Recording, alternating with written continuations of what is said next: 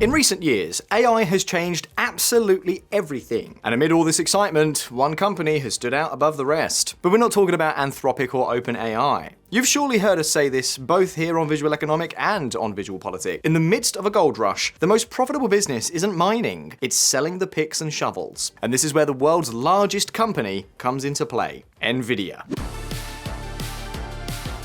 Nvidia is absolutely mind-boggling. An economy the size of Spain's could dedicate 100% of everything they produce as a country for 2 years to buy it, and they still wouldn't own it outright. We're talking about the company that, over the past 20 years, has outperformed all others on the US stock market throughout its history, with an annual return of 33.4% through 2024, and it shows no signs of slowing down. Not even the restrictions this company faces in China, competition from Huawei, or the threat from DeepSeek, which promised top-tier results at a tiny fraction of the computational cost of the most advanced GPTs, has managed to bring this giant down. We ourselves told you back then that DeepSeek was not a threat to Jensen Huang's company, quite the opposite. In fact. Even so, in recent days, it has become clear that Nvidia is not an impenetrable fortress that other companies can breach its defensive moat. And this time, the threat isn't coming from China, but from Silicon Valley itself. Do you know what two things Gemini 3 and Claude Opus 4.5 have in common? The first is obvious. Both are generative text AIs. But that's not the most significant thing. The two best models in the world, Anthropic's Claude 4.5 Opus and Google's Gemini 3, have the majority of their training and inference infrastructure on Google's TPUs and Amazon's Trainium. Now, Google is selling TPUs physically to multiple firms. Although Claude is already on version 4.6, and in fact 4.7 as it just got released the other day, the underlying message remains the same. The world's most advanced models do not rely on Nvidia as much as many people believe. This changes everything, and Claude's new flagship model, Mythos, is another nail in Nvidia's coffin.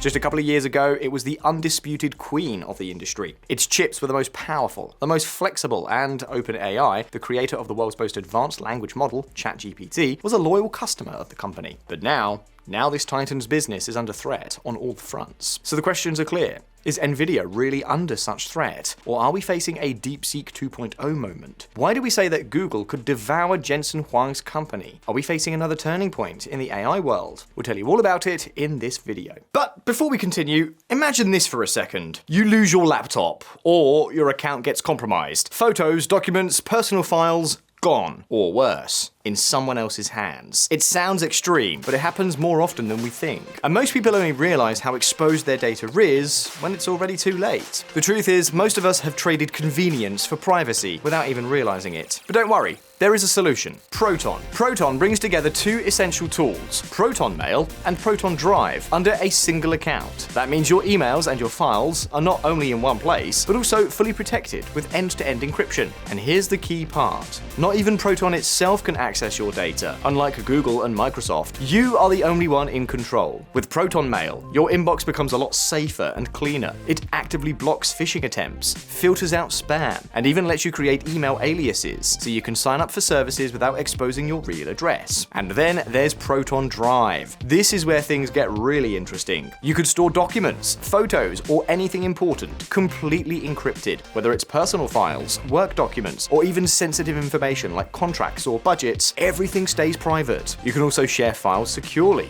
using passwords or expiring links, and even collaborate on documents without worrying about your data being scanned, sold, or used to train AI models. And honestly, that's the big difference. Unlike big tech platforms, Proton doesn't rely on advertising or data collection. Your emails and files are yours, period. Everything stays organized, synced across your devices, and easy to access without giving up your privacy. So if there's one takeaway here, it's this: take control of your digital life. And want to know the best part? Using Proton Drive and Proton Mail is free. You only pay if you want a more advanced plan, such as more storage. So you don't need to spend money to have a secure email or store your data safely and privately. You can protect yourself right now using the QR code on the screen or the link in the description.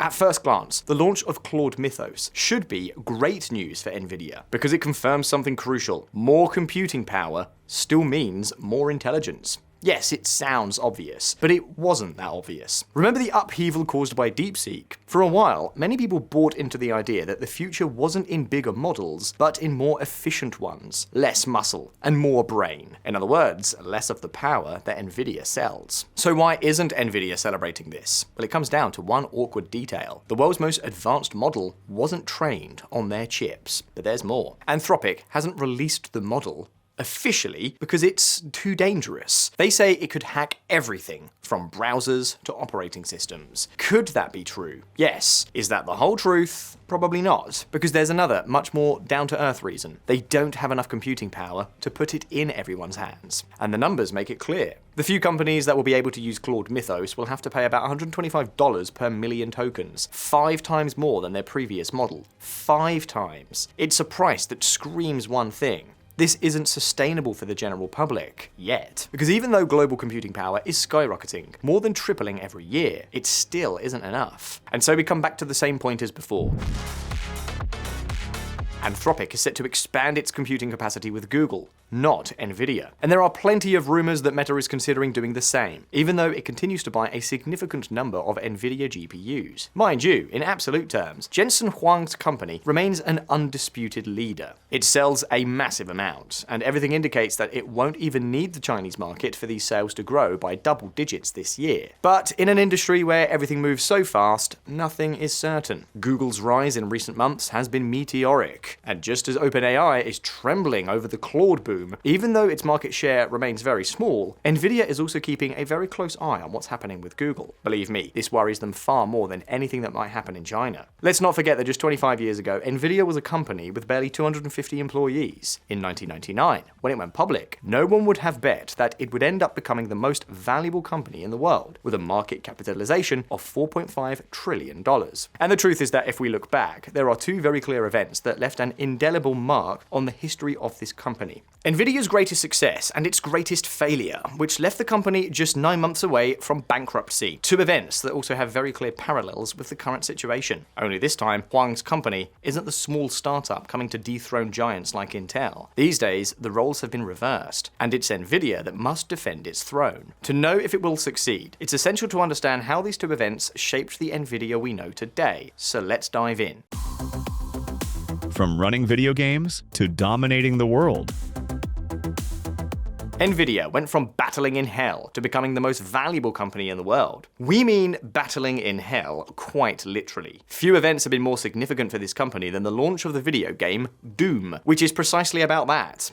Killing demons. As many of you already know, Nvidia wasn't founded as an AI company. Far from it. It was, and to a large extent still is, a company that designs computer components for playing video games. The story doesn't begin with Jensen Huang, but with this man here, Curtis Priem, an engineer at Sun Microsystems. He had one obsession: creating a realistic flight simulator. The problem was that, back then, no computer could handle it. The solution? Invent a new one, without inventing it entirely. Priem designed something like a second brain for the computer, a chip that was added to the main processor and multiplied its power. The GX graphics card was born. The design was brilliant. But there was one small detail: it had to be manufactured. And this is where Jensen Huang enters the scene, a young prodigy of Taiwanese origin who had worked at AMD and who now became the bridge between Priem and the semiconductor company that could bring the invention to life. The result? A smash hit. The simulator, Aviator, ran at 1280 by 1024 pixels, when other games barely reached 320 by 200. And not only that, the GX graphics card was flying off the shelves. Nevertheless, this was the downfall of Sun Microsystems, which failed to manage its own success. More red tape, less agility, more corporate bureaucracy, and less innovation. The result?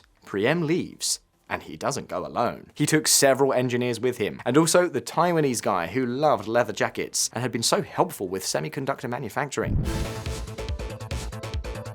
And so, Nvidia was born in 1993, with Jensen Huang as CEO and Curtis Priem as one of the key minds. Although Priem would later leave the company for reasons that aren't relevant right now. By the way, yes, this also means that Huang is the longest-serving CEO of the major tech companies in Silicon Valley. The new team had a clear goal: to dominate 3D graphics. It was the new frontier, and their technology was years ahead of its time. Way too far ahead. Because while Nvidia was betting on the future, The market was living in the present. And who was the king of the present? Doom. The world's most popular game ran in 2D. Exactly the opposite of what Nvidia did best. Result: disaster. Doom was practically unplayable on these chips. They sold very little, and many of the ones they did sell ended up being returned. No one wanted a card that couldn't run the game at the moment. And if that weren't enough, another blow. One of Nvidia's major advantages was saving memory. But during those years, the price of memory plummeted from $50 per megabyte to just $5. Suddenly, their lead vanished. So Nvidia finds itself on the brink of collapse, barely $3 million